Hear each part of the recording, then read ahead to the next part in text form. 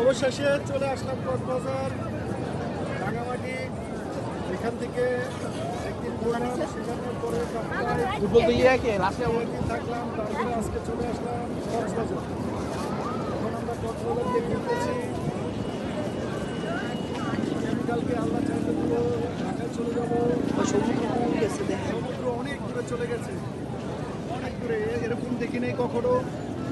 পানি অনেক শুকিয়ে গেছে, মোটামুটি অনেক স্রোত, ভাটাটা অনেক অনেক গভীরে চলে গেছে। এতবার কক্সবাজার আসছি, কখনো দেখি নাই যে এত দূরে সমুদ্র।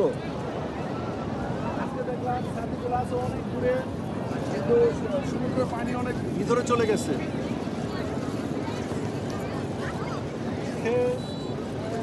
দেখি একটু পানির কিনারে হাঁটতে হাঁটতে যাই।